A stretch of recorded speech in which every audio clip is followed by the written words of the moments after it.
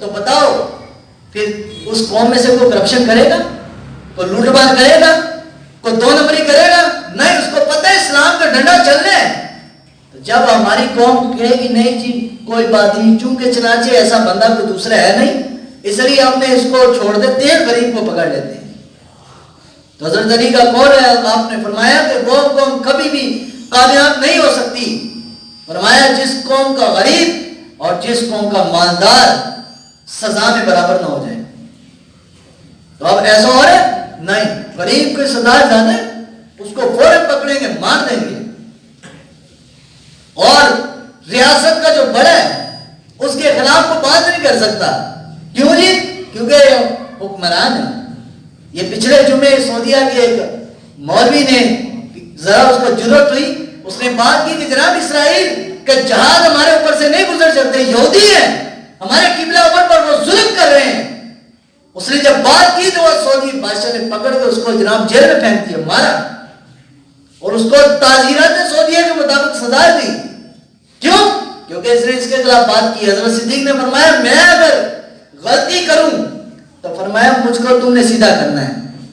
یہ نہیں کہا میں صحابی ہوں, میں خلیفہ ہوں, رسول اللہ صلی اللہ علیہ وسلم نے مجھے جنت کی بشارت دی ہے, اپنے فضائل بیان نہیں کی ہے. فرمایا جو رسول اللہ صلی اللہ علیہ وسلم فرما گئے, فرمایا اس کو ماننا جو مدینہ کے ادنا غریب پر لازم ہے, فرمایا اتنا ہی لازم صدیق اکبر پر بھی ہے. یہ اسلام ہے. آج یہ اسلام تو وارے میں نہیں ہے نا. لوگ کہتے ہیں اسلام آ جائے گا تو پھر یہ بدماشیاں نہیں چلیں گی, پھر ہر کسی کو جھک کر چلنا ہوگا, ہر کسی کو عاجزی کرنی ہوگی. ہم کہتے ہیں بس اسلام نافذ کر دو, ہمیں اور کسی سے کوئی نہیں. اسلام نافذ کرنے کے لیے آپ لوگ کوشش کریں گے, آپ لوگ اپنا جو ووٹ ہے یہ مردودوں کو اور یہ جیب کتروں کو اور ان چوروں لٹیروں کو جب نہیں دو گے تو تب اسلام نافذ ہوگا. حضور نے فرمایا جس بندے کو معلوم ہے یہ ظالم ہے, یہ ظلم کرتا ہے, ظالم سے مراد قوم پر ظلم کرنا, قوم کا حق کھانے والا.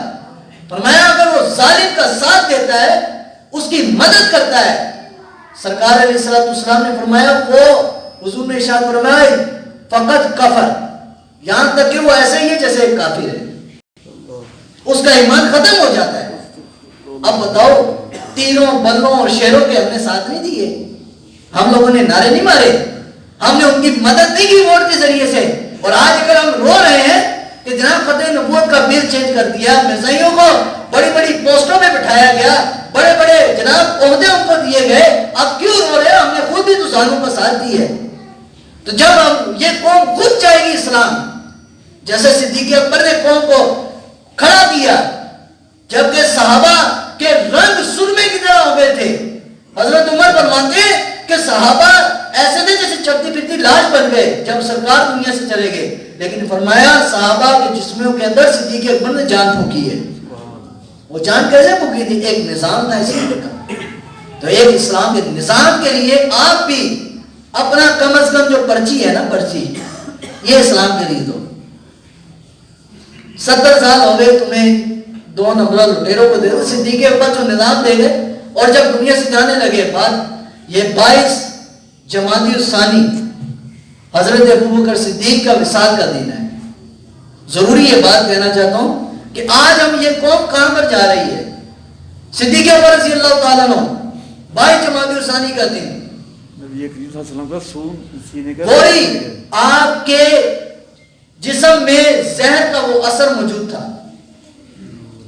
صدیق اکبر رضی اللہ تعالیٰ عنہ فرمایا کہ میں جب دنیا سے چلا جاؤں تو تم نے میری جو چارپائی ہے جنازے کی حضور کے حجرے مبارک کے سامنے رکھ دینا اور کہنا یا رسول اللہ حبیب حبیب سے ملنا چاہتا ہے. اگر دروازہ کھل جائے تو فرمایا حضور کے قدموں میں مجھے دفنا دینا, اگر دروازہ نہ کھلے تو جنت بقیع میں دفنا دینا. اور فرمایا میرا ایک پیالہ ہے اور بیت المال کا گھر ہے, اور فرمایا ایک سواری ہے.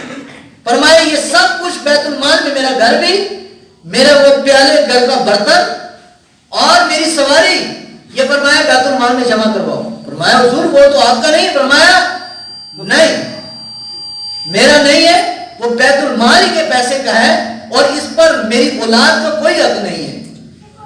میری اولاد کا کوئی حق نہیں ہے کہ سرکاری پیسوں پر, سرکاری خزانے کے پیسوں پر, عوام کے ٹیکس کے پیسوں پر میری اولاد آ کر قبضہ کرنے. فرمایا وہ گھر کے پیالے جس میں میں کھانا کھاتا ہوں, دیا جو چراغ جلتا تھا, وہ فرمایا وہ گھر, میری سواری, فرمایا سب کچھ بیت المال میں جمع کرا دو اور میرے بعد جو خلیفہ بنے بطور امانت اس کو عطا کر دو. تو آج بتاؤ یہ 50 گاڑیوں پراڈوں کے جو پروٹوکول ہیں, یہ لوٹ مار چوروں کے, ان سے تو پوچھے اور تم یہ گھر سے لے کر آئے ہو. یہ جناب آنا تو جائے, گھنٹہ پہلے ٹریفک بلاک, ایمبولینس بھی نہیں گزرنے دیتے. کوئی غریب بندہ مر رہا ہے